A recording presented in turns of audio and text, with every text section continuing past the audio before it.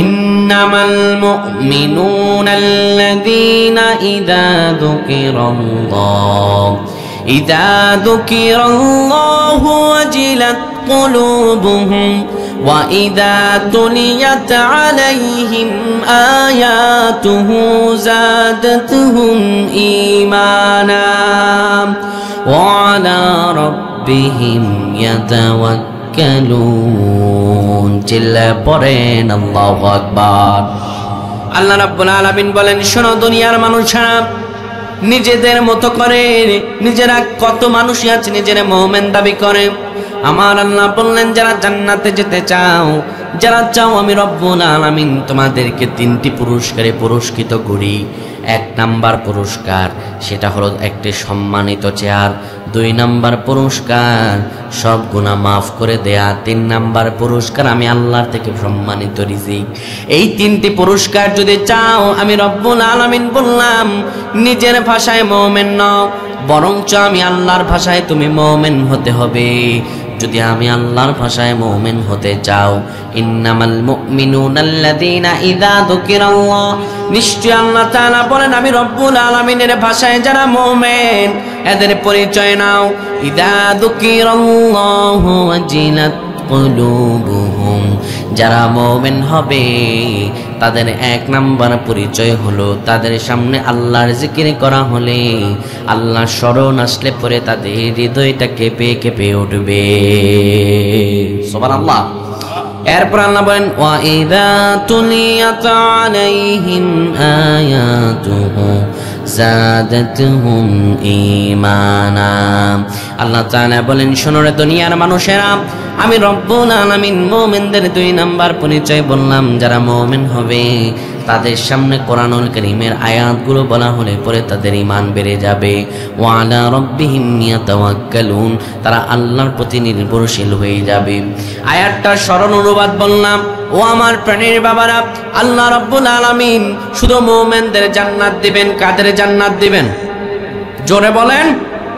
আল্লাহ রাব্বুল আলামিন মুমিন ছাড়া অন্য কাউকে জান্নাত দিবেন না। জান্নাতের উত্তরাধিকারী শুধু মুমিন।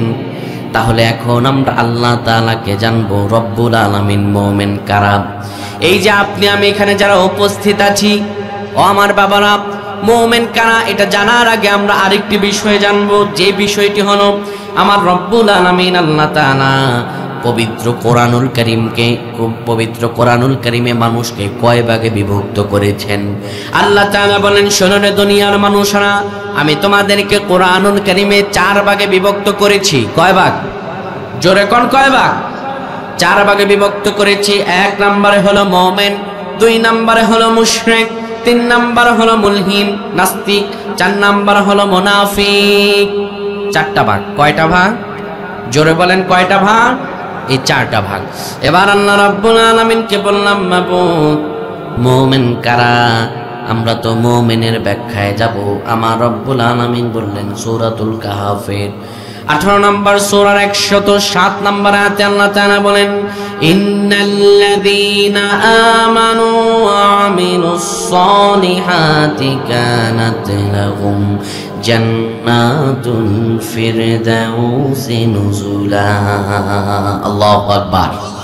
আল্লাহ বললেন, যারা ঈমান এনেছো, যারা নিজেদেরকে মুমিন বানাতে পারবা এবং মুমিন হওয়ার পরে যারা সৎ কাজ করবা, আমি রব্বুল আলামিন তোমাদেরকে বললাম কানাত লাহুম জান্নাতুল ফিরদাউসি নুজুলা। আমি আল্লাহ রব্বুল আলামিন ওই মুমিনদের জন্য জান্নাতুল ফিরদাউসে মেহমানদারি করার জন্য ব্যবস্থা করে রেখেছি। আল্লাহু আকবার। তাহলে মুমিনরা সফল, ঠিক কি না? এই মুমিনের পরিচয়টা এবার একটু সাইডে রেখে দেন, যেহেতু আমরা মুমিনের পরিচয় আজকে নিব সূরাতুল আনফাল থেকে। তাহলে আল্লাহ যে বাকি আরো 3 ভাগ করলেন, এদের পরিচয় আমরা একটু জেনে আসি। এদের পরিচয় যারা দরকার আছে না নাই? আল্লাহকে বললাম, আল্লাহ ও মাবুদ মেহেরবান, আপনি আমাদেরকে এবার বলেন না মুশরিক কারা, আমরা একটু তাদেরকে দেখতে চাই। রব্বুল আলামিন বলেন, মুশরিক হলো তারা যারা আল্লাহর সঙ্গে শিরক করে, এরাই হলো মুশরিক। এরা কি? কথা কোন? এরা কি? মুশরিক। এই যে আপনি আমি নিজেদেরকে মুমিন দাবি করি, আমাদের মাঝেও কিছু কিছু মানুষ আছে শিরকিয়াতের মতো পাপ কাজের মধ্যে জড়িত হয়ে যায়। ঠিক কিনা? অবশ্যই সত্য। প্রিয় ভাইরা আমার, আল্লাহ রাব্বুল আলামিনের সঙ্গে শিরক করা, আল্লাহ সমকক্ষ কাউকে মনে করা, এটাই শিরকের অন্তর্ভুক্ত, ঠিক কিনা? আল্লাহ তাআলা আমাদেরকে বলেন আশ-শিরকু ফি ইবাদাল্লাহ, শিরক হলো আল্লাহর সঙ্গে ইবাদতের অংশীদার কাউকে মনে করা। এবার আমি আপনাদেরকে স্পষ্ট বলতে চাই, মুসলমানেরা তারা আল্লাহ তাআলার ইবাদত বন্দেগী করতে মসজিদে যায়, ঠিক কিনা? হিন্দুরা তাদের ধর্মের দেবীর পূজা করতে মন্দিরে যায়, ঠিক কিনা? আর কিছু কিছু মানুষেরা, এরা হিন্দু, এদের একবারেই ভালোভাবেই চেনা যায়, ঠিক কিনা? মুসলমানদেরকে ভালোভাবেই চেনা যায়, মসজিদে যায়, হিন্দুরা মন্দিরে যায়। কিন্তু মুসলমানদের মাঝেও এক ধরনের লোক আছে যারা মুশরিক হয়ে গেছে। কিছু কিছু লোক আছে, মুমিনেরা তো মসজিদে যায়, আর কেউ কেউ তাদের জাতির পিতাকে পূজা করার জন্য ধানমন্ডি 32-এ যায়, ঠিক কিনা? কেউ কেউ নিজের দলীয় ব্যক্তিকে পূজা করার জন্য তার নিজের দলীয় কর্মসংস্থানে ইবাদতের মতো মনে করেই যায়, ঠিক কিনা? আল্লাহ রাব্বুল আলামিন বললেন, যারা শিরক করবে এরা কোনোদিনও জান্নাতে যেতে পারবে? তাহলে আল্লাহকে বললাম, রব্বুল আলামিন, শিরক যারা করবে তারা তো জান্নাতে যেতে পারবে না, তাহলে রব্বুল আলামিন মুমিনের পরিচয় তো নিব, একটু সংক্ষিপ্ত করে মুশরিকের পরিচয়টা দেন না। আমার আল্লাহ রাব্বুল আলামিন বললেন, মুশরিকদের 1 নাম্বার পরিচয় শিরকের 1 নাম্বার পরিচয়, ইবাদত পাওয়ার একমাত্র হকদার হলেন আমার আল্লাহ। জোরে বলেন কে?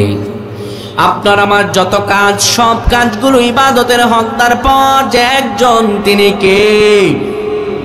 আল্লাহ রাব্বুল আলামিন বলেন, কেউ যদি আমার আল্লাহর সঙ্গে অন্য কাউকে শরীক করে বেড়ায়, সেই শিরিক করে ফেলে। আল্লাহ তাআলা সূরাতুল বনী ইসরাঈলের 39 নম্বর আয়াত আমাদের বলেন, ওয়ালা তাজআল মা'আল্লাহি ইলাহান আখার। আল্লাহ রাব্বুল আলামিন বললেন, শোনো, আল্লাহর সঙ্গে অন্য কোনো উপাস্যকে স্থির করো না। আমি আল্লাহ তাআলা বললাম, ফাতুলকা ফি জাহান্নামা মালুমান মাদহুরা। শোনো, আমি আল্লাহ রাব্বুল আলামিন বললাম, যারা আমার আল্লাহর সঙ্গে অন্য কাউকে ইবাদতের যোগ্য মনে করবে, অন্য কাউকে ইবাদতের যোগ্য মনে করবে, ওই ব্যক্তি শিরক করবে। আর শিরক করার কারণে সে নিন্দিত হবে, আর তার আবাসস্থল হবে জাহান্নাম। আবাসস্থল কি? জোরে বলেন, আবাসস্থল কি? আর মুমিনদের আবাসস্থল কি? জান্নাত। আমার আল্লাহ তাদের জন্য জান্নাতে মেহমানদারির ব্যবস্থা রেখেছেন। আল্লাহু আকবার। এরপর আল্লাহ রাব্বুল আলামিন বললেন, শুধু তাই নয়, শোনো, আল্লাহ তাআলা বলেন, লা তাজআল মা'আল্লাহি ইলাহান আখার ফাতাকউদা মাদমুমান মাখযুলা। আল্লাহ রাব্বুল আলামিন বলেন, শোনো, আল্লাহর সঙ্গে তুমি অন্য কোনো উপাস্যকে স্থির করো না। যদি তুমি স্থির করো, আল্লাহকে ছাড়া অন্য কোনো উপাস্যকে মেনে ফেলো, তবে তুমি অসহায় হয়ে যাবা, আর সমাজের বুকে তুমি নিন্দনীয় হয়ে যাবা। আমার আল্লাহ রাব্বুল আলামিন আবার আমাদেরকে সূরাতুল মুমিনুনে জানিয়ে দেন, মুমিনদের মধ্যে কেউ যেন শিরিক না করে। এবার মুমিনদের মাঝে কেমন করে শিরিক হয়? আল্লাহ তাআলা বলেন, শোনো, আমি রব্বুল আলামিনকে ডাকার বদলে আমি রব্বুল আলামিনের পাশে অন্য কারো নামে ডাকা যাবে। আল্লাহ তাআলা বলেন, শোনো, ওয়ামান ইয়াদউ মা'আল্লাহি ইলাহান আখার লা বুরহানা লাহু বি ফাইন্নামা হিসাবুহু ইনদা রাব্বি ইন্নাহু লা ইউফলিহুল কাফিরুন। আল্লাহ তাআলা বলেন, শোনো, আমি রব্বুল আলামিন বললাম, তুমি আল্লাহর পাশাপাশি অন্য কারো নাম ধরে তুমি ডেকো না। কে বলেছেন? আল্লাহ তাআলা বলেন, যদি তুমি ডাকো তবে তোমার কাছে সেই প্রমাণ কি? যদি তুমি ডাকো, আমি আল্লাহ জানিয়ে দিলাম, তুমিও কাফেরদের অন্তর্ভুক্ত হবা। আর শোনো, লা ইউফলিহুল কাফিরুন, কাফেররা কোশ্চিন কালেও বিজয় হতে পারে না। কাফেররা বিজয় হয় না। এবার আল্লাহর সঙ্গে অন্য কারো নামে ডাকা, এটা কিভাবে? আমাদের হৃদয় ভরে, আমাদের অন্তর জুড়ে একজনের নাম, তিনি কে? তাহলে স্লোগান হবে কার জন্য? মুমিনদের স্লোগান নারে তাকবীর আল্লাহু আকবার। মুমিনের স্লোগান লিল্লাহি তাকবীর আল্লাহু আকবার। মুমিনের স্লোগান, মুমিনের কণ্ঠে শুধু আল্লাহর নামের স্লোগান উচ্চারিত হবে, ঠিক কি না?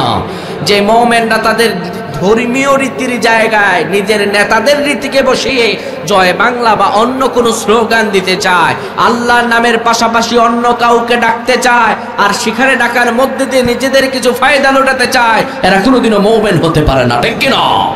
আল্লাহ রাব্বুল আলামিনের পাশে অন্য কারো নাম ডাকা যাবে? এই তো এক শ্রেণী। আরেক শ্রেণী হচ্ছে আল্লাহর নামের জিকিরের পাশাপাশি বাবার নামেও জিকির করে, ঠিক কি না?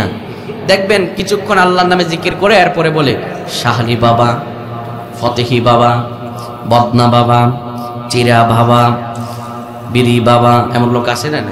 আপনাদের এলাকাতে মনে হয় এটা খুব কম। কিন্তু যারা আল্লাহর পাশাপাশি অন্য কোনো পীরের নাম, তার দরবারের নাম ডাকবে, সে কোনোদিনও মুমিন হতে পারে না, সেও মুশরিকদের অন্তর্ভুক্ত হয়ে যাবে, ঠিক কি না? আল্লাহ রাব্বুল আলামিন মুশরিকদের পরিচয় পবিত্র কোরআনুল কারীমে অসংখ্য দিয়েছেন। তাহলে আমরা বুঝলাম ইবাদতের হকদার একমাত্র আমার আল্লাহ। ইবাদতের হকদার কে? জোরে বলেন। আল্লাহর পাশাপাশি অন্য কারো নাম ধরে ডাকা যাবে না, আল্লাহর পাশাপাশি অন্য কারো নামে জিকির করা যাবে না। 3 নাম্বার পরিচয় আমার আল্লাহ রাব্বুল আলামিন যাদের পরিচয় দিলেন, যারা হলো মুলহিম, যারা হলো নাস্তিক। যারা কি? নাস্তিক। মুলহিম মানে কি? নাস্তিক। যারা বলে দেয়ার ইজ নো গড, রব বলতে কোনো আল্লাহ নাই, এবং যারা বলে আনসিন ইজ নাথিং, যা দেখা যায় না তা বিশ্বাস করা যায় না।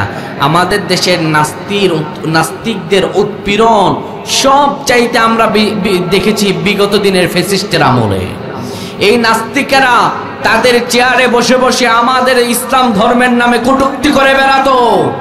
এরা আমাদের নামে এবং আল্লাহর নামে এবং স্বয়ংচ আমাদের রাসূলুল্লাহ সাল্লাল্লাহু আলাইহি ওয়াসাল্লামের চরিত্র নিয়ে কটূক্তি করত, ঠিক কিনা?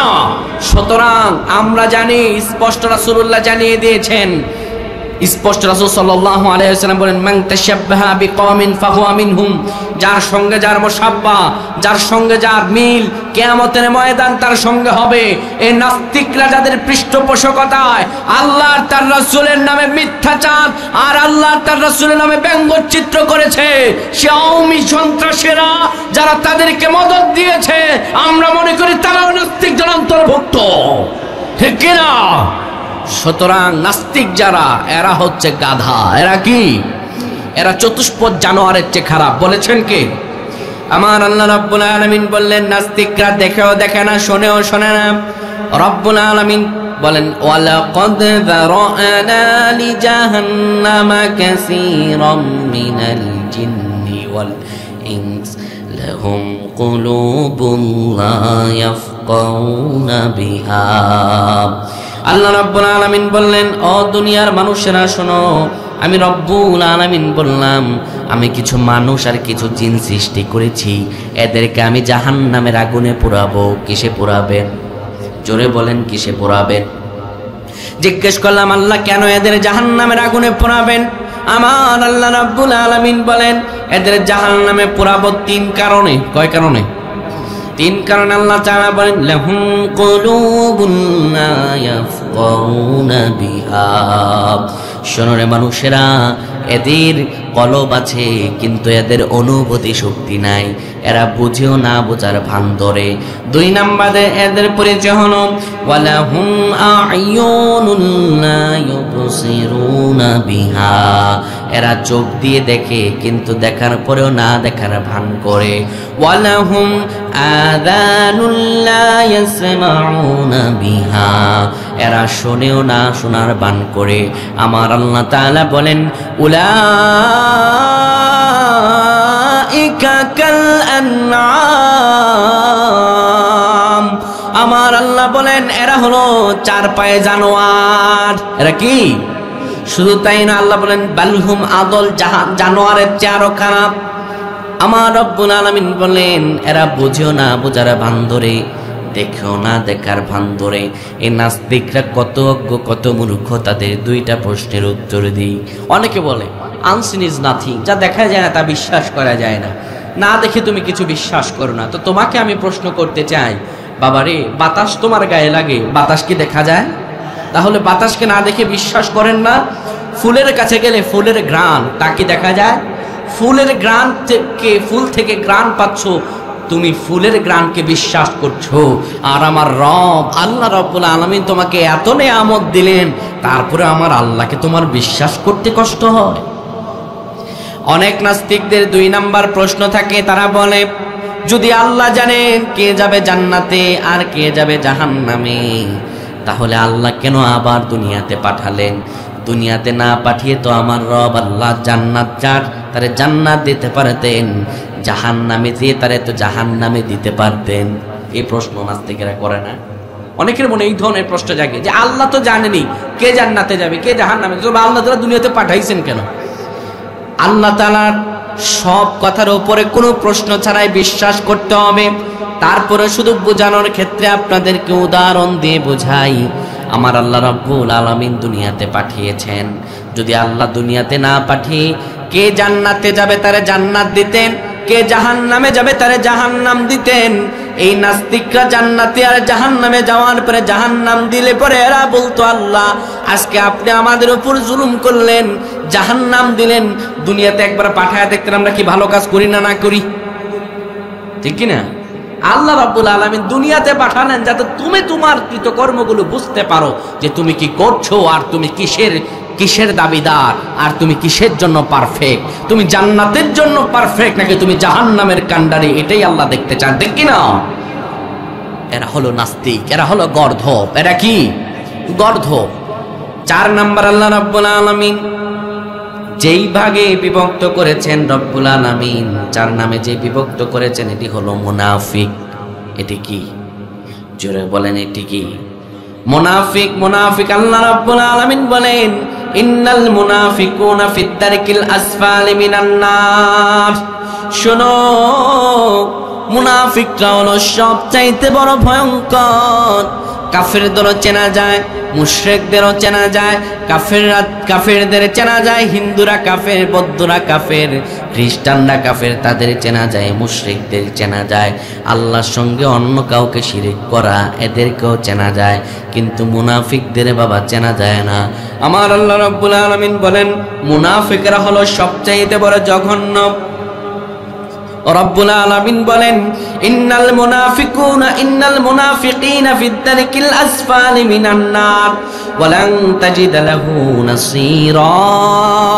আল্লাহ বলেন জাহান্নামের একটা স্তর আছে, প্রথম স্তর, দ্বিতীয় স্তর, একদম সর্বশেষ নিম্ন স্তর।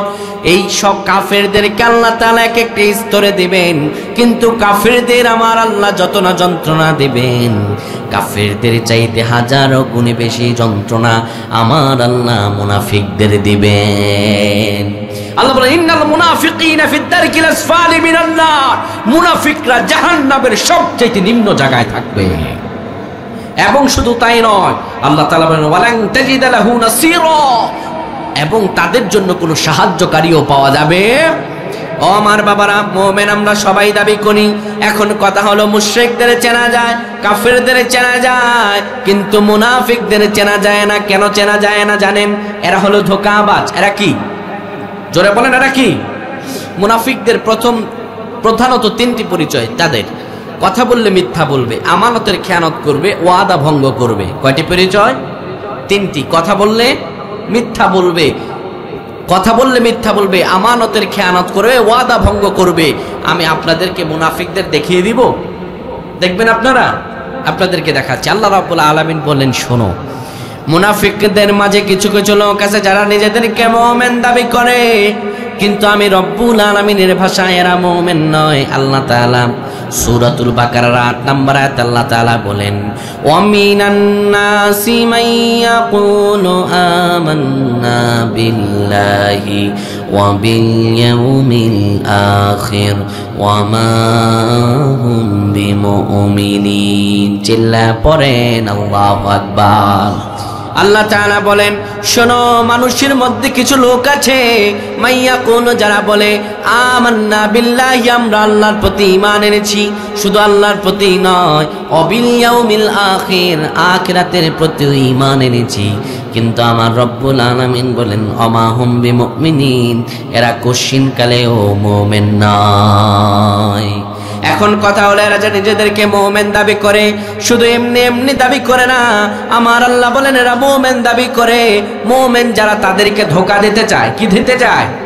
ধোঁকা দিতে চান। আল্লাহ তাআলা বলেন ইউখাদিউনাল্লাহা ওয়াল্লাযীনা আমানু ওয়া মা ইয়াখদাউনা ইল্লা আনফুসাহুম ওয়া মা ইয়াশউরুন। আল্লাহু আকবার।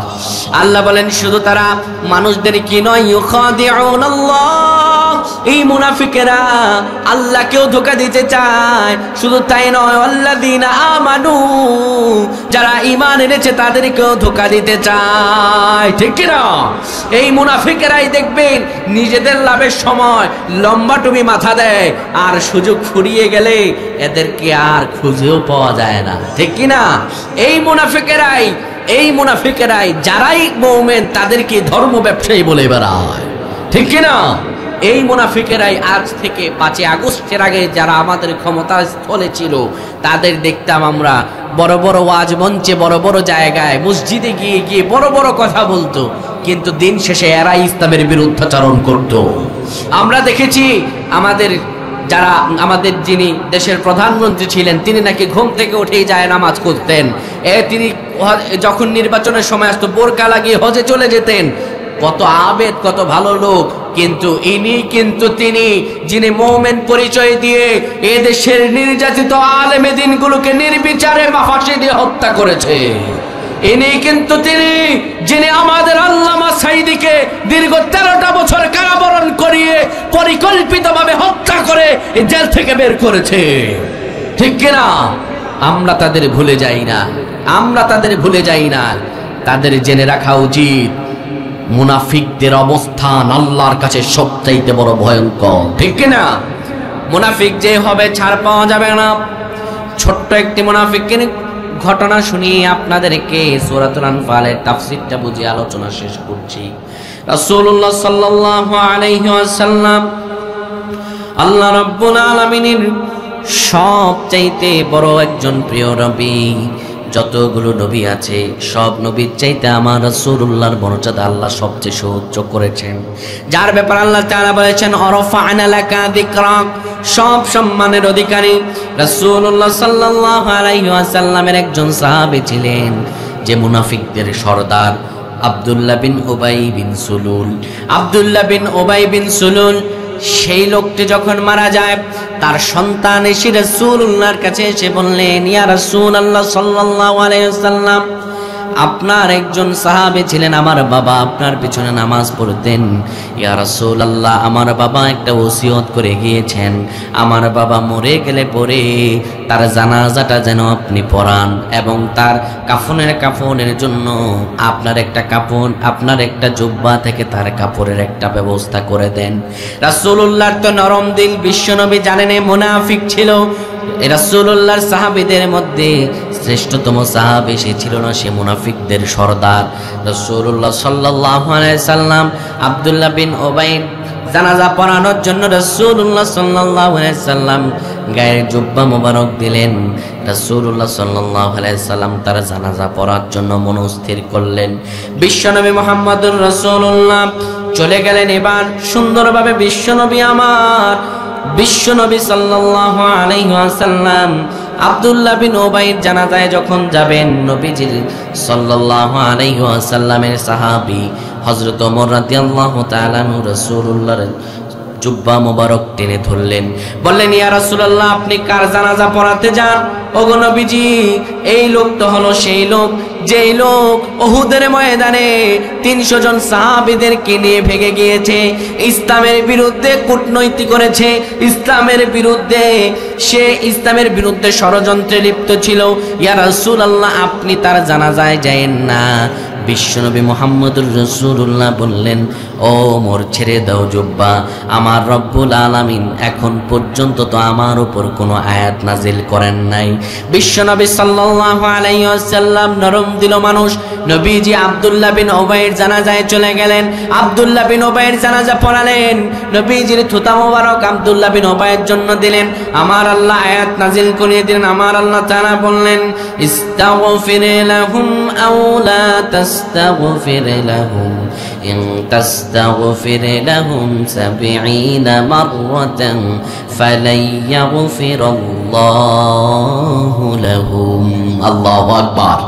আমার আল্লাহ রাব্বুল আলামিন বলেন, ও নবী, তুমি যদি আব্দুল্লাহ বিন উবাই ওই মুনাফিকের জন্য আমার কাছে তার জন্য ক্ষমা চাও, ও নবী তুমি থুতু মোবারক দাও, ও নবী তোমার গায়ের জুব্বা মোবারক দাও।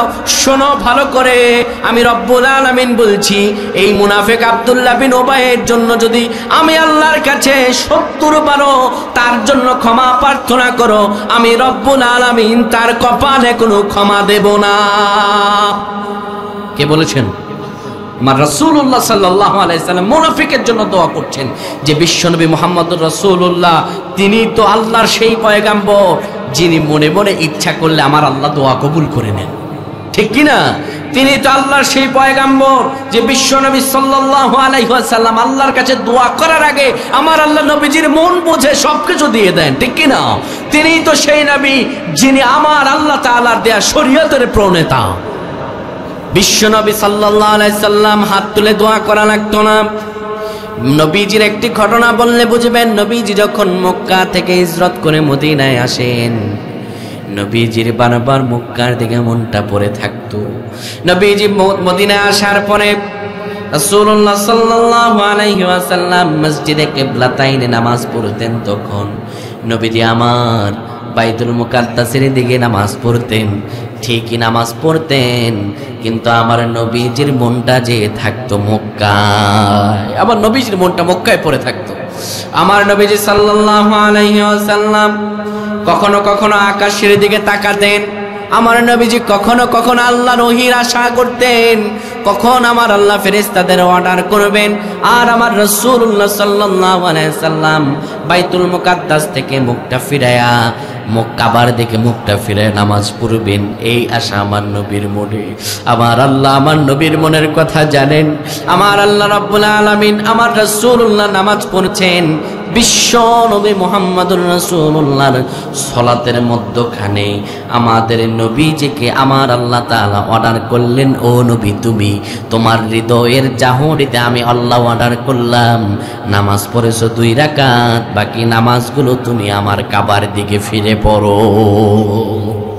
আমার নবীজি মনে মনে কথা বললেই দোয়া কবুল হয়ে যায়। ওই নবী আল্লাহর কাছে মুনাফিকের জন্য দোয়া করেছেন। আমার আল্লাহ জানিয়ে দিচ্ছেন, ও নবী তুমি যতই দোয়া করো না কেন তোমার দোয়া আমি আল্লাহর কাছে কবুল হবে না, যতই তুমি তার জন্য দোয়া করো। নবী গো, ইন তাস্তাগফির লাহুম 70 মাররাতান ফালাই ইয়াগফিরাল্লাহু লাহুম, আমি আল্লাহর কাছে 70 বারও যদি দোয়া করো আমি আল্লাহ রাব্বুল আলামিন মুনাফিকের জন্য তোমার দোয়াকে কবুল করব না। তাহলে মুনাফিক কম ভয়ঙ্কর না বেশি ভয়ঙ্কর? সবচাইতে বেশি ভয়ঙ্কর। আপনি যদি ইহুদি, খ্রিস্টান, বৌদ্ধ, নাসারা, মুশরিক এদেরকে সহজেই চিনবেন, কিন্তু মুনাফিকদের চিনবেন না। এরা ঠিকই এখানে বসে থাকবে, কিন্তু ওই দিকে এরা ইনজেকশন পুশ করে দেবে, ঠিক কিনা?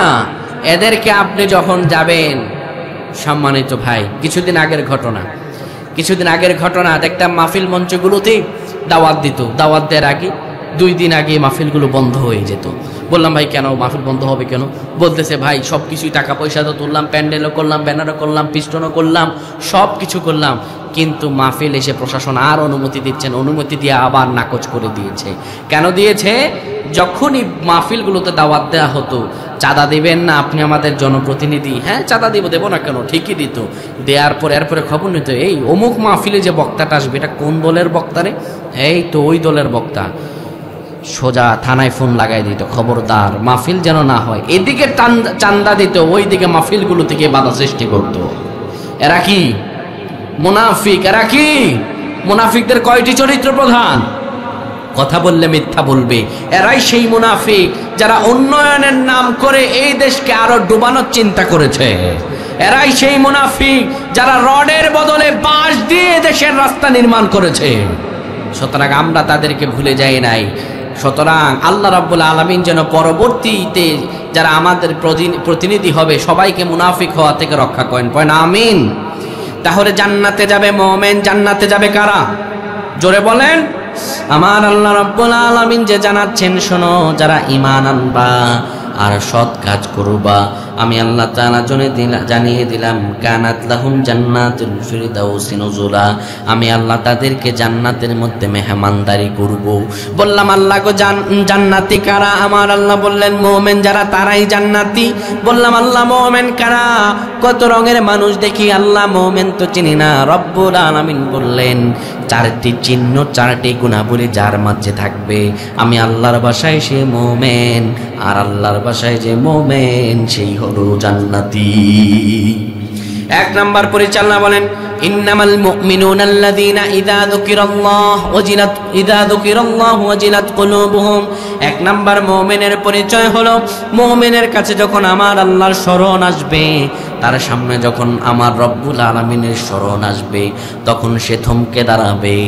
আমার আল্লাহর স্মরণে তার হৃদয়কে আমার আল্লাহ কম্পিত আর প্রকম্পিত করে দিবেন। এখন প্রকম্পিত কলব, প্রকম্পন, এটার ব্যাখ্যা কি? অনেকেই অনেকের মতো করে আর ব্যাখ্যা করে। আমরা সেই ব্যাখ্যায় যাব না, আমরা আল্লাহর পবিত্র কোরআন থেকে জেনে নিব আসলে কলব কম্পনের মানে কি, কলব প্রকম্পিত হওয়ার মানে কি। কলব প্রকম্পিত হওয়ার মানে হলো আপনি একটি কাজ করবেন, কাজটি হয়তো ভালো নয়তো খারাপ, কিন্তু কাজ করতে গিয়ে আমার রব্বুল আলামিনের স্মরণ আসলে পরে আপনি থমকে দাঁড়ান। কাজটি করার আগে আমার আল্লাহ সন্তুষ্টির কথা চিন্তা করেন। এই চিন্তা চেতনা নিজের মাঝে এনে ওই যে আপনার কলবে যে জালজালা আর কম্পন শুরু হয়ে যায়, ওটাই হলো কম্পন। এই কম্পনটা বুঝতে গেলে আমাদের যেতে হবে হযরত ইউসুফ আলাইহিস সালামের কাছে। হযরত ইউসুফ আলাইহিস সালাম ইয়াকুব আলাইহিস সালামের সন্তান। তিনি আল্লাহ রাব্বুল আলামিনের পরীক্ষায় তিনি যখন মিশরে আসেন, আজিজে মিশরের বাড়িতে যখন তিনি আছেন, আজিজে মিশরের বাড়িতে থাকা অবস্থায় হযরতে ইউসুফ আলাইহিস সালাম যতগুলো নবী আছে সব নবীদের মাঝে সবচাইতে শ্রেষ্ঠতম সুন্দর নবী হলো ইউসুফ আলাইহিস সালাম, ঠিক কি না? যতগুলো নবী আছে সবচাইতে সুন্দর হচ্ছেন তিনি। হযরত ইউসুফ আলাইহিস সালাম যখন বড় হচ্ছেন, ওইদিকে আজিজে মিশরের স্ত্রী জুলেখা হযরত ইউসুফ আলাইহিস সালামের প্রতি দুর্বল হলো। জালজালার ব্যাখ্যা করছি বোঝানোর জন্য। ইউসুফ আলাইহিস সালাম বড় হলেন, আল্লাহর অনুপম সৌন্দর্য আর চরিত্র মাধুরী তার মাঝে ফুটন্ত গোলাপের মতো ফুটন্ত হচ্ছিল। হযরত ইউসুফ আলাইহিস সালামের সৌন্দর্য এত বেশি সৌন্দর্য ছিল, ইউসুফ আলাইহিস সালামের সৌন্দর্যে বিমোহিত হয়ে মিশরের নারীরা হাত পর্যন্ত কেটে ফেলেছিল। জুলেখা যখন হযরত ইউসুফ আলাইহিস সালামের প্রতি দুর্বল হলেন, দুর্বল হওয়ার পরে জুলেখা বাড়িতে কেউ নাই, আজিজে মিশর বাড়িতে নাই। হযরত ইউসুফ আলাইহিস সালামকে একটা গোপন কামরায় ডাকলেন। জুলেখার দাসী হযরত ইউসুফ আলাইহিস সালামকে এক এক করে দরজাগুলোর মধ্য দিয়ে একটা গোপন কামরায় নিয়ে গেলেন। এমন এক গোপন কামরায় নিয়ে যাচ্ছেন যে গোপন কামরাতে অনেকগুলো দরজা, আর প্রত্যেকটা দরজার মাঝে যৌন উন্মাদনামূলক ছবিগুলো অঙ্কন করা। হযরত ইউসুফ আলাইহিস সালাম তা দেখে দেখে যাচ্ছেন। যাওয়ার পরে হযরত ইউসুফ আলাইহিস সালাম যখন জুলেখার ঘরে প্রবেশ করলেন, জুলেখার দাসী সব পেছন থেকে দরজা বন্ধ করে সরে গেল। আর জুলেখা হযরত ইউসুফ আলাইহিস সালামকে ডাক দিল, ওয়ারাওয়াদাতহুল্লাতী হুয়া ফি বাইতিহা আন নাফসিহি ওয়া গাল্লাকাতিল আবওয়াবা ওয়া ক্বালাত হাইতা লাক। দরজাগুলো পেছন থেকে বন্ধ করে জুলেখার দাসী চলে গেল। হযরত ইউসুফ আলাইহিস সালাম চরিত্রে কঠিনতম সময়ে জুলেখা সম্পূর্ণ কাপড়গুলো খোলে। তদানীন্তন সময়ে সবচাইতে সুন্দর রমণী তিনি হযরত ইউসুফ আলাইহিস সালামকে ডাক দিলেন, ও ইউসুফ, এই বাড়িতে কেউ নাই, অপকর্ম করলে পরে কেউ দেখবে না, দরজাগুলো বন্ধ। ওয়াকালাত হাইতা লাক, তুমি কোনো চিন্তা করো না, তুমি আমার কাছে আসো। হযরত ইউসুফ আল্লাহর একজন পয়গম্বর, আল্লাহর একজন নবী। তিনি একজন আল্লাহর পয়গম্বরকে আল্লাহ সাধারণ মানুষের মতো শক্তি দিতেন নাকি আরো বেশি? অনেক বেশি। একজন যুবক, যে একজন তরুতাজা যুবক, একজন যুবকের মতো 100 জন যুবকের যে শক্তি, ওই 100 জন যুবকের শক্তি আল্লাহ একজন নবীর মাঝে দিয়েছেন। সুবহানাল্লাহ। হযরত ইউসুফ আলাইহিস সালাম, দেখেন আজকাল যে যুবক ছেলেপেলেরা আছে, এই যুবক ছেলেপেলেরা এই যৌবন বয়সে একটু শক্তি সামর্থ্য আসার পরে, একটু যৌবন আসার পরে এই যৌন উন্মাদনামূলক বিষয়গুলো তার মাথায় যখন ঘুরে, এই ছেলে দেখবেন পরের মেয়ে নিয়ে হারাম রিলেশন করে বাড়ি থেকে বের হয়ে যায়। এমন ভদ্র যুবক আপনাদের এলাকা আছে না নাই? এবং অনেক যুবকরাই আছে, দেখবেন আপনারা পর্নোগ্রাফি, অশ্লীল ভিডিও দেখে নিজের যৌবনকে উপভোগ করতে চায়, ঠিক কিনা? ও যুবক, তোমার এই যৌবন আল্লাহ তাআলার দেয়া সর্বশ্রেষ্ঠ নিয়ামত। তুমি হয়তো বা কম্বলের নিচে পর্নোগ্রাফি দেখছো, অশ্লীল ভিডিও দেখছো, মনে করছো কেউ দেখে না। ও যুবক রে, পৃথিবীর মানুষ তোমাকে দেখতে না পারে, তোমার মা তোমার অপকর্মের কথা না জানতে পারে, কম্বলের নিচের ওই গোপন পাপের কথা পৃথিবীর মানুষ না জানতে পারে, যেখানে কেউ কোনো কিছু দেখে না, ওই গোপন জায়গায় আমার রব্বুল আলামিন দেখেন না নাকি? আমার আল্লাহ সব দেখেন, কিয়ামতের ময়দানে সবগুলো দেখিয়ে দেওয়া হবে। সুতরাং একটি বিষয় বোঝানোর জন্য বলছি, একজন তরুতাজা যুবক উত্তেজনাময়ী হয়ে কত অশ্লীল কাজের মধ্যে জড়িয়ে যায়। একজন যুবকের যদি যৌবনের চাহিদা এত বেশি হয়, যেই নবীকে আল্লাহ এই 100 জন যুবকের মতো শক্তি দিয়েছেন, ওই নবীর চাহিদা কম নাকি বেশি হওয়া স্বাভাবিক? বেশি হওয়াই স্বাভাবিক, এটি তো নিয়ম, বেশি হওয়াই স্বাভাবিক। জুলেখা এই কঠিনতম পরিস্থিতিতে, বাড়িতে কেউ নাই, দরজাগুলো বন্ধ করা, গোপন একটা কামরা। জুলেখা সুন্দর রমণী হযরত ইউসুফ আলাইহিস সালামকে সম্পূর্ণ উলঙ্গ হয়ে ডাকছেন, অকালাত থাইতানাক, কেউ বাড়িতে নাই, তুমি আমার কাছে আসো। বলেন তো দেখি, হযরত ইউসুফ আলাইহিস সালাম চরিত্রের কঠিনতম সময়ে তিনি কি জুলেখার আহ্বানে সাড়া দেওয়ার জন্য উদ্যত হয়েছিলেন? হয়েছিলেন, উদ্যত হয়েছিলেন। তারপরে আর দেখেন আল্লাহ তাআলা আমাদেরকে জানিয়ে দেন, ওয়ালাকাদ হাম্মাত বিহি ওয়া হাম্মা বিহা, সে উদ্যত হলো, আর সে তো আগে থেকে উদ্যত ছিল। সেও কিঞ্চিত রাজি হলো, আর সে তো আগে থেকে রাজি ছিল। অর্থাৎ জুলেখা আগে থেকেই রাজি, তার কারণে গায়ের মাঝে একটাও পোশাক নাই। এখন এই অর্থ, এখানে কিন্তু অর্থ আছে। সূরা ইউসুফের আপনি যদি আপনি এই 37 নম্বর আয়াতটা পড়েন, আপনার কাছে এমনই মনে হবে। তাহলে আপনি বলেন তো, এই আয়াতের এরকম অর্থে কেউ বিশ্বাস করে তার ঈমান থাকবে? ঈমান থাকবে? কখনোই থাকবে না। এই জন্যই তাফসীর মাহফিল, এই জন্যই তাফসীরুল কোরআন মাহফিল। আপনারা মুরব্বী যারা আছেন, এখন তো গিয়ে শিখতে পারবেন না, এখান থেকে শিখে যাবেন। এই আয়াতের ব্যাখ্যা আছে। এই তাফসীরুল কোরআন মাহফিলগুলোতে কি ফজিলত জানেন? যারা এই শুরু থেকে শেষ পর্যন্ত থাকবেন, এক একটা তাফসীর যদি বুঝে যেতে পারেন, আল্লাহ রাব্বুল আলামিন 500 রাকাত নফল নামাজ পড়লে যে সওয়াব হবে, সেই সমপরিমাণ সওয়াব আল্লাহ আপনার আমলনামায় দিয়ে দেবেন। তাহলে সওয়াব কম না বেশি? এবং আপনি শিখতেও পারলেন কিছু। হযরত ইউসুফ আলাইহিস সালাম উদ্যত হলেন, তার হৃদয়ে ফাহশা জাগলো, কিন্তু তিনি তো আল্লাহর পয়গম্বর, তাকে তো শয়তান ধোঁকা দিতে পারে না। আল্লাহ রাব্বুল আলামিন জানিয়ে দেন, লাউলা আরআ বুরহানা রব্বি, আমার আল্লাহ রাব্বুল আলামিন বলেন, যদি না আমি ইউসুফকে কিছু বুরহান দেখাতাম, যদি না আমি ইউসুফকে কিছু নিদর্শন না দেখাতাম, আমার ইউসুফও ধ্বংসাশী হয়ে যেত, আমার ইউসুফও পথভ্রষ্টের কাতারে শামিল হয়ে যেত। হযরত ইউসুফ আলাইহিস সালামকে চরিত্রের এই কঠিনতম সময়ে আমার আল্লাহ তাআলা বাঁচিয়েছেন। কে বাঁচিয়েছেন? আল্লাহ বললেন, আমি তাকে বোরহান দেখালাম। কি দেখালেন? বোরহান। এই বোরহানের ব্যাখ্যা কি তাফসীরে খাজিনে এসেছে। হযরত ইউসুফ আলাইহিস সালামকে রব্বুল আলামিন জান্নাত থেকে জিবরাইল আমিনের মাধ্যমে একটা চিঠি পাঠালেন। আল্লাহ রাব্বুল আলামিন বললেন, ও জিবরাইল, তুমি এই চিঠিটা ইউসুফের কাছে নিয়ে যাও। ওই চিঠিটা আমার আল্লাহ লিখে দিলেন, ও ইউসুফ, আমি তোমার রব আল্লাহ বলছি, তুমি জিনাতে জড়াতে পারো না। 2 নম্বর ব্যাখ্যা, বোরহানের আরেকটি ব্যাখ্যা, আমার রব্বুল আলামিন ইউসুফ আলাইহিস সালাম চরিত্রের এই কঠিনতম সময়ে যখন কঠিনতম পরিস্থিতিতে পড়ে গেলেন, হযরত ইউসুফ আলাইহিস সালামের এই কঠিনতম পরিস্থিতিতে আমার রব্বুল আলামিন হযরত ইউসুফ আলাইহিস সালামকে এটি ব্যাখ্যা এসেছে তাফসিরে মারিফুল কোরআনে। হযরত ইউসুফ আলাইহিস সালামের পিতা হযরত ইয়াকুব আলাইহিস সালামকে আধ্যাত্মিকভাবে তার সামনে হাজির করিয়ে দিলেন। হযরত ইয়াকুব আলাইহিস সালাম ডেকে বললেন, ও ইউসুফ, আমি তোমার বাবা বলছি, তুমি কোনোদিনও জেনায় জড়াতে পারো না। কোন সন্তান যতই খারাপ হোক বাবার সামনে অপকর্ম করতে পারবে? আর তিনি তো আল্লাহর নবী। হযরত ইউসুফ আলাইহিস সালাম ডেকে বললেন, ও জুলেখা, আপনি আমারে ছেড়ে দেন। হযরত ইউসুফ আলাইহিস সালামকে আমার আল্লাহ বুরহান দেখিয়ে হযরত ইউসুফ আলাইহিস সালামের হৃদয়ে আমার আল্লাহ জালজালা সৃষ্টি করে দিলেন। আল্লাহু আকবার। এটিকেই বলে জালজালা। তিনি জুলেখাকে ডেকে বললেন, ক্বালা মাআদাল্লাহি ইন্নাহু রাব্বি আহসানা মাসওয়ায়া।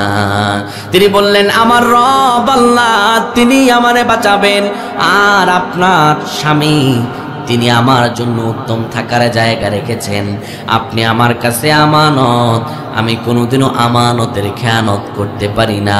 ইন্নাহু লা ইউফলিহু যালিমুন, জালেমরা কোনোদিনও সফল হয় না। আমি যদি আমানতের খেয়ানত করি আমি জালেম হয়ে যাব। আপনার চরিত্রের উপরে আমি কোনোদিনও নিজেরও চরিত্রের উপরে কালিমা লেপন করব না। চাইলে তিনি পাপের মধ্যে জড়াতে পারেন। এই যে পাপের মধ্যে জড়ালেন না, এই কঠিনতম সময়ে এসে নিজের যে ইমানের পরিচয় দিয়ে তিনি দরজাগুলো ভেদ করে এক একটা দরজা পানিয়ে তিনি নিজের চরিত্রকে যে সংবরণ করলেন, আর এই চরিত্রকে সংবরণ করার যে মাধ্যমটা, এটাকেই বলা হয় জালজালা।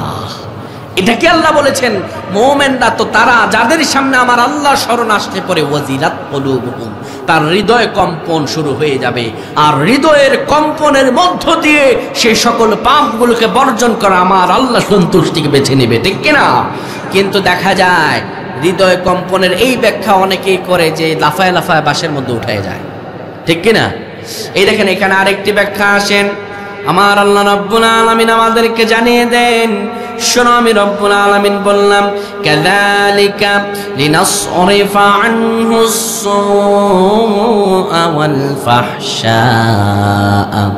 শোনো, কিয়ামত পর্যন্ত যাদের হৃদয়ে জালজালা শুরু হবে, আমি রব্বুল আলামিনের প্রতি যারা ইস্তেকামাত করবে, কিয়ামত পর্যন্ত যদি আমার ভয়ে কারো হৃদয়ে জালজালা সৃষ্টি হয়ে যায়, আমি আল্লাহ এইভাবে আমার মুহসিন মুখলিসিন বান্দাদেরকে সব রকম বিপদ আপদ থেকে তাদেরকে আস্তে করে এক্সিট করে বের করে দিব। সুবহানাল্লাহ। কেউ যদি চায় যে আমার আল্লাহর ভয়ে আমি পাপকে বর্জন করব, আমার আল্লাহ তাকে সহজ করে দেন। সুবহানাল্লাহ। আসেন না একটি ঘটনা শুনে আপনাদেরকে কেমন করে আমার আল্লাহ সাহায্য করেন। কেউ যদি পাপ থেকে বের হতে চায়, খলিফাতুল মুসলিমিন হযরত ওমরের শাসন আমল তখন, সেই সময় হযরত ওমর রাদিয়াল্লাহু তাআলা আনহু মদকে নিষিদ্ধ করে দিলেন। মদিনায় কেউ মদ খেতে পারবে না, একদম নিষিদ্ধ করে দিলেন খলিফাতুল মুসলিমিন হযরত ওমর। ওমরকে চিনেন? যার ব্যাপার আল্লাহ রাব্বুল রাসূল সাল্লাল্লাহু আলাইহি ওয়াসাল্লাম, লা নাবিয়্যা বা'দা, আমার পরে কোনো নবী নাই, কিন্তু আমার পরে যদি কেউ নবী হতো, এটি আল্লাহ রাব্বুল আলামিন ওমরকে বানায়া দিতেন। সুবহানাল্লাহ। সে ওমর নিষিদ্ধ করেছেন, কোনো মদ চলবে না। এই মদ কি ভালো কাজ নাকি? আপনাদের এলাকা ছেলে পেলে মদ জোরে আছে? ইন্নামাল খামরু ওয়াল মাইসির, নিশ্চয়ই মদ আর জুয়া, মূর্তি প্রতিমা পূজা, রিজিসুম মিন আমালিশ শাইতান, এগুলো শয়তানের কাজ। কার কাজ? কিছু কিছু বুড়া বাবা আছে, আমাদের এলাকাতে আছে, কুমিল্লাতে গেলে দেখা যায়, ওইদিকে আজান হয় আর এইদিকে চিপায় বসে জুয়া খেলে, তাস খেলে। আর যুবকেরা আছে, যখনই 31st নাইট কিংবা কোনো একটা অনুষ্ঠান উদযাপিত করবে, ওই রাতে তার মদ না খেলে চলে না। কিন্তু যারা মদ খাবে, এরা কোনোদিনই নিজের ইমানের পূর্ণতা পাবে। খলিফাতুল মুসলিমিন হযরত ওমর মদিনায় মদ নিষিদ্ধ করে দিলেন। একজন যুবক, সেই সময় মদিনার পাশে একটি আকিব নামে একটা বাজার ছিল, সেই বাজারে তিনি 2 বোতল মদ সংগ্রহ করলেন। বাজারে বসে, বাজারে কোনায় বসে 1 বোতল মদ খাইছে, আর বাকি 1 বোতল সহ 2 বোতল নিয়ে চাদরে মুড়িয়ে তিনি পাহাড়ের পাদদেশ বেয়ে বাড়িতে যাচ্ছেন। যখন পাহাড়ের পাদদেশ বেয়ে নিচের দিকে নামবেন, হঠাৎ করে ডাক আসলো, ওই বেটা তুই কে, একটু দাঁড়া। যুবক তো কণ্ঠের আওয়াজে শুনে ফেলছে কে বলছে। যুবক বলে, যেখানে বাঘের ভয় সেখানেই সন্দেহ হয়। যুবকের মাথা নষ্ট। আর এই তো ডাক, এই গলার আওয়াজ সাধারণ কোনো মানুষের গলার আওয়াজ নয়, এটি হলো খলিফাতুল মুসলিমিন হযরতে ওমরের গলার আওয়াজ। মত্ত নিষিদ্ধ। আবার দিছে ডাক। এবার যুবক চাদরে পেঁচানো মুড়ি দাঁড়িয়ে আছে। হযরতে ওমর রাদিয়াল্লাহু তাআলা যুবকের কাছে আসলেন, বললেন, যুবক রে, চাদরের ভিতরে ওচা ওচা দেখা যায়, এইগুলো কি? যুবক জবাব দিল, ইয়া খলিফাতুল মুসলিমিন, ইয়া ওমর, আমার এই চাদরের ভিতরে আমি, আমার বাড়িতে ছোট্ট একটা বোন আছে, আমার ওই বোনের জন্য আমি বাজার থেকে 2 বোতল দুধ সংগ্রহ করে বাড়িতে আমি আমার বোনের জন্য দুধ নিয়ে যাচ্ছি। দুধগুলো একটু গরম আছে, তাই চাদরে পেঁচায় নিয়ে যাচ্ছি। আসলে বলেন তো দেখি, ওই বোতলগুলো দেখি দুধ ছিল নাকি মদ ছিল? হযরত ওমর রাদিয়াল্লাহু তাআলা কথা শোনার পরে বিশ্বাস করলেন না। হযরত ওমর বললেন, দেখাও তো দেখি একটু দুধগুলো কেমন গরম। হযরত ওমর তিনি যিনি রাসূলুল্লাহর এক সাহাবী, এত গরম ছিলেন তিনি। হযরত ওমর রাদিয়াল্লাহু তাআলা রাসূলুল্লাহর একজন সাহাবী, তিনি মুনাফিক সাহাবীর অন্তর্ভুক্তই। রাসূলুল্লাহর কাছে একটা বিচার কার্য করে ওই বিচারটা তার পছন্দ হয় না, কেন রাসূলুল্লাহ সাল্লাল্লাহু আলাইহি সাল্লাম তার দ্বন্দ্ব লাগছে এক মুশরিকের সঙ্গে। এখন নবীজি সাল্লাল্লাহু আলাইহি সাল্লাম কখনো ন্যায়কে অন্যায় বানাতেন না, আর অন্যায়কে ন্যায় বানাতেন না। রাতের বিচার দিনে করতেন না, দিনের বিচার রাতে করতেন না। নবীজি যা হক তাই বলেছেন, মুশরিকের পক্ষে রায় দিয়েছেন। ওই সাহাবীর মাথা খারাপ, এসে বলতেছে, ইয়া ওমর, আপনার কাছে আমি একটা বিচারের সানি করাইতে চাই।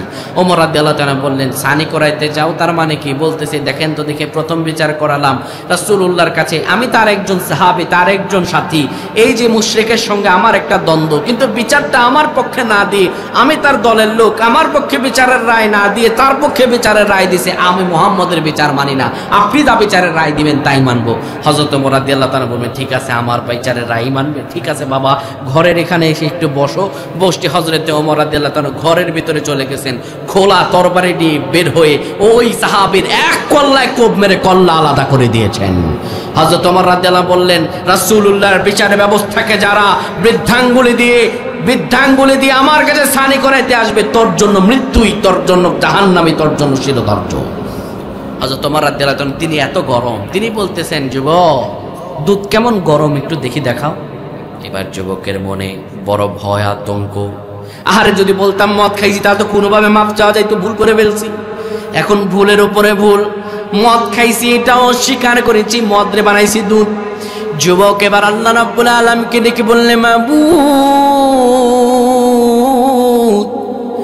ও মেহেরবান আল্লাহ, আমি ভুল করে ফেলেছি। ও রব্বুল আলামিন, আপনি যদি এই কঠিনতম অবস্থায় আপনি আমাকে আজকে থেকে যদি ওমরের হাত থেকে বাঁচিয়ে দেন, আমার মদগুলোকে যদি দুধ বানায় দেন, আমি আর কোনোদিনও মদ খাবো না।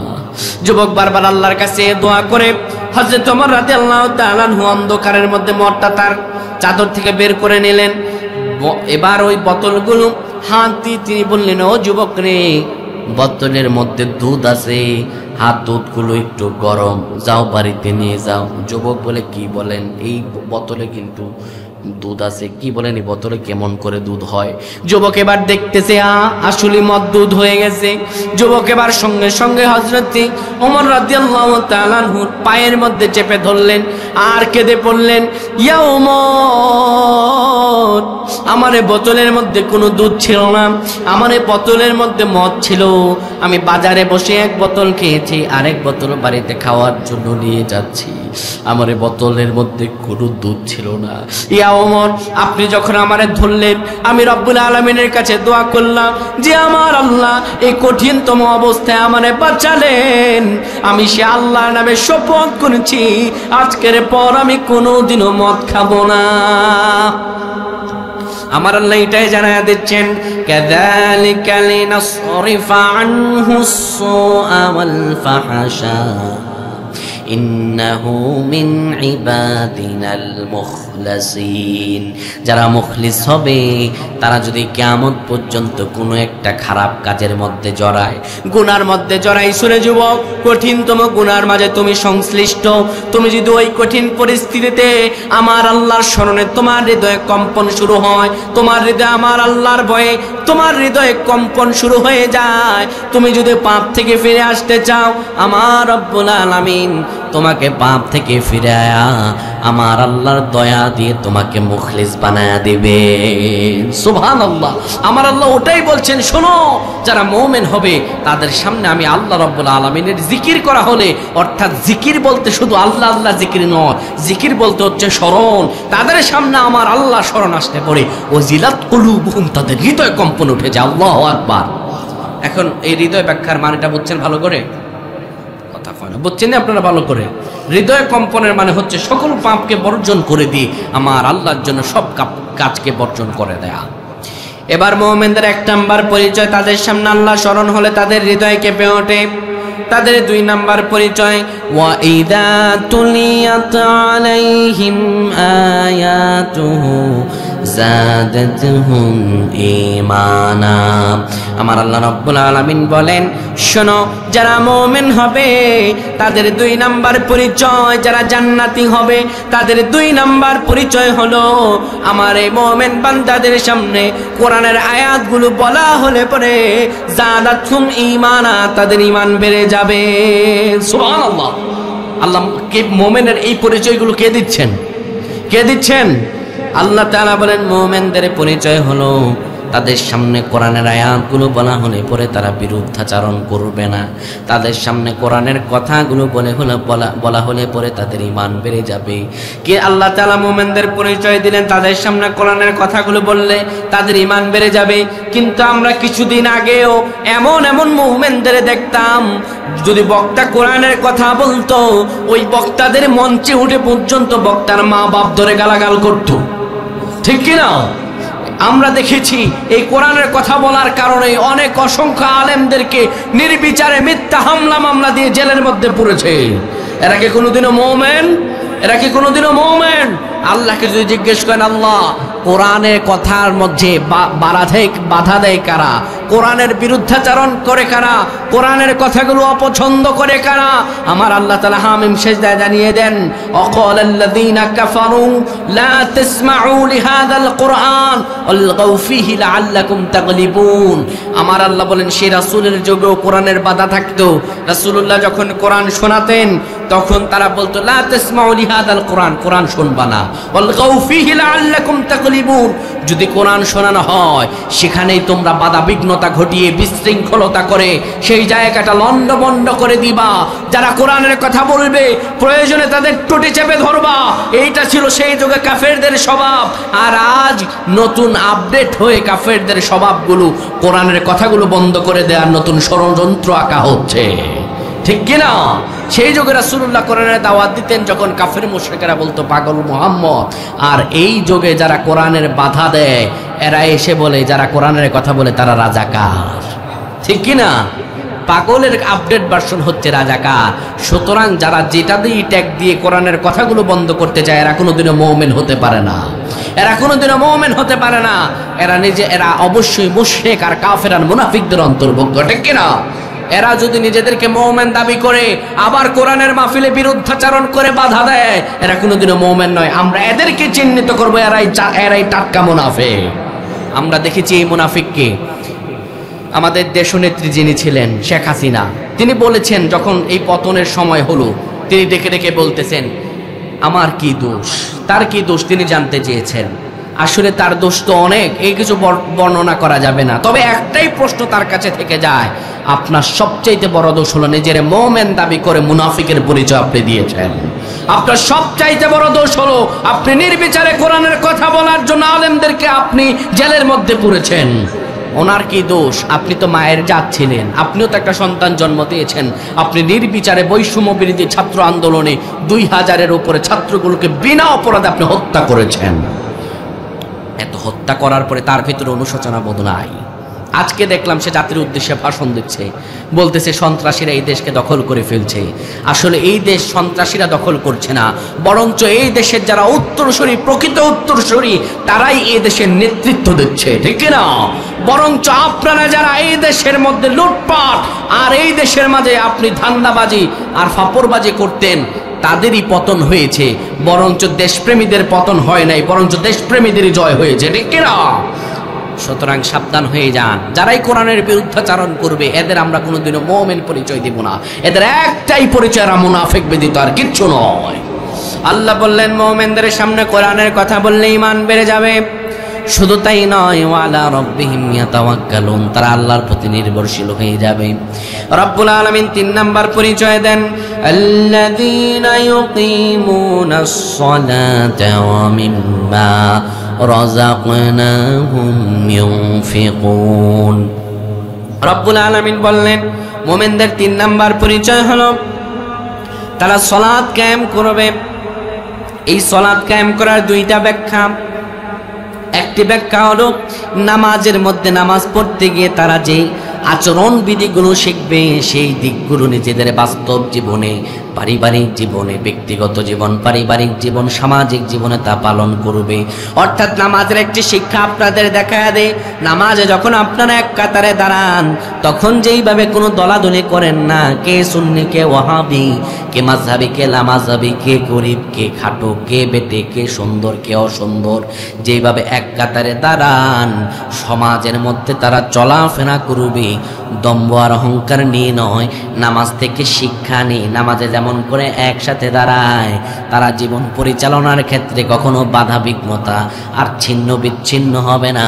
তাদের জীবনগুলো তারা এক মিলে মিলে জীবন চালাবে। 2 নাম্বার নামাজ কায়েমের মেন ব্যাখ্যা যেটা, আপনার অধীনস্থ পরিবার, আপনার সমাজ, আপনার এরিয়া, আপনার উপজেলা, আপনার জেলা, যতটুকু আপনার ক্ষমতা আছে ততটুকু জায়গায় আপনি নামাজ প্রতিষ্ঠা করবেন, মানুষদেরকে নামাজি বানাবেন।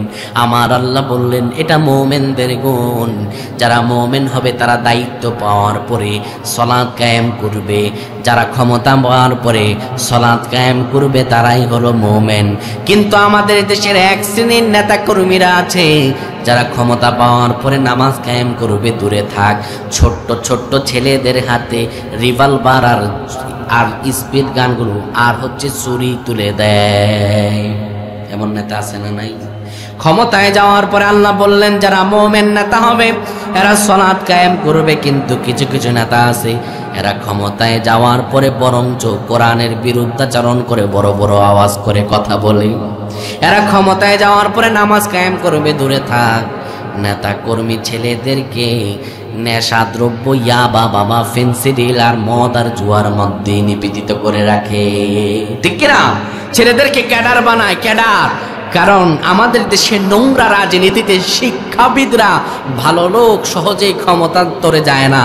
যত চোর, বাটপাড়ার, ছিটার আর লম্পট আছে এইগুলোই ক্ষমতান্তরে যায়, ঠিক কিনা? দেখবেন এই বদলোকেরাই ক্ষমতায় যায়, কারণ এরা জানে বদ হতে পারলে ক্ষমতায় যাওয়া যায়, বদ হতে পারলেই ক্ষমতায় যাওয়া যায়। ছেলে পেলেদের শিক্ষা কোথায় কলম তাদের হাতে দিবে, সেই জায়গায় কিসের কলম? পিস্তল দিতে পারলেই তো ক্ষমতায় টিকে থাকা যায়, টেন্ডারবাজি করা যায়, লুটপাট আর ধর্ষণ করা যায়, ঠিক কি না? আল্লাহ বললেন না, মুমিন নেতা যারা হবে, যারা প্রকৃত মুমিন হবে, তারা ক্ষমতা পাওয়ার পরে তাদের ক্ষমতা বলে তারা সালাত কায়েম করবে। অমিম্মা রাযাকনাহুম ইউনফিকুন, আমার আল্লাহ তাদেরকে যে সম্পদ দিয়েছেন ওই সম্পদগুলো থেকে তারা ব্যয় করবে। এই চরিত্রগুলো 4টা গুণ যাদের। কয়টা গুণ? 1 নম্বরে গুণ শোনেন, আমার আল্লাহ বলেন মুমিন যারা তাদের সামনে আমার আল্লাহ স্মরণ হলে তাদের হৃদয় কাঁপবে। 2 নাম্বার গুণ, তাদের সামনে কোরআনের আয়াতগুলো বললে যাদাতুহুম ঈমানা, ঈমান বেড়ে যাবে। যারা সালাত কায়েম করবে এবং তাদেরকে আমার আল্লাহ যে রিজিক দিয়েছেন সেই সম্পদগুলো থেকে ব্যয় করবে। আমার আল্লাহ 4 নাম্বার আয়াতে জানায় দেন, উলাইকা হুমুল মুমিনুনা হাক্কা। আমার আল্লাহ বলেন এরাই সত্যিকারের মুমিন। সুবহানাল্লাহ। এরা কি মুমিন? সত্যিকারের মুমিন। বরঞ্চ এদের ছাড়া এই চারটি গুণাবলী নাই যাদের, যারা মৌখিক মুমিন হতে চায় এরা হলো বাটপার, মুমিন নামে মুনাফিক, ঠিক কিনা? আল্লাহ বলেন এরাই হলো সত্যিকারের মুমিন। বললাম আল্লাহ এদের জন্য কি পুরস্কার আছে? আমার আল্লাহ বলেন এদের জন্য 3টি পুরস্কার। কয়টি পুরস্কার? 3টি পুরস্কার। আল্লাহ বলেন লাহুম দারাজাতুন ইনদা রাব্বিহিম ওয়া মাগফিরাতুন ওয়া রিজকুন কারীম। 1 নাম্বার তাদের পুরস্কার লাহুম দারাজাতুন ইনদা রাব্বিহিম, তাদের জন্য আমার রব্বুল আলামিনের পক্ষ থেকে একটা মর্যাদা, সম্মান, একটা চেয়ার আছে। সেই চেয়ারটার একটু ব্যাখ্যা দেই। কিয়ামতের কঠিন ময়দানে সূর্যটা যখন মাথার কাছে চলে আসবে, মানুষের মগজগুলো যখন টকবক করে বেরাবে, মানুষের চুলগুলো খসে খসে পড়বে, মানুষগুলো ঘামের মধ্যে হাবুডুবু খেতে চাইবে, একটু তাকিয়ে দেখবে একটা ছেয়া জায়গায়, সুন্দর একটা জায়গায় আল্লাহর আরশে আযমের নিচে বসে যারা মুমিন হবে আল্লাহ আরশের নিচে তাদেরকে একটা চেয়ার দিবেন। যে কিয়ামতের ময়দানে মানুষগুলো পাগল পানা, কি করব, কি হিসাব দিব? আমার আল্লাহ বললাহুম দারাজাতুন ইনদা রাব্বিহিম, তাদেরকে কিয়ামতের ময়দানে আমি আল্লাহ একটা দারাজাত দিব, একটা চেয়ার দিব, যে চেয়ারে বসে ওই কিয়ামতের ময়দানে তারা হিসাব দেয়া তো দূরে থাক, তারা সেই কিয়ামতের ময়দানে সেই চেয়ারে বসে খাবার খাবে।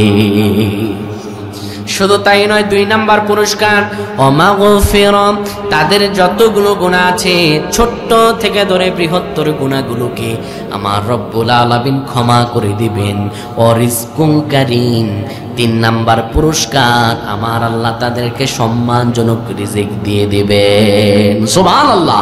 এরাই মুমিন, এরাই জান্নাতি। সুতরাং আপনারা কে কে ওয়াদা করবেন যে এই মুমিনের গুণাবলী আপনারা এই নিজেদের মাঝে অর্জন করতে রাজি আছেন? তো সবাই কে কে রাজি? হাত ওঠান। আমার আল্লাহ যেন সব আমাদের এখানে ভাইদেরকে যারা আলোচনা শুরু লগ্ন থেকে শেষ পর্যন্ত ছিলেন সবাইকে যেন মুমিন হওয়ার তৌফিক দান করেন। পয়না আমিন।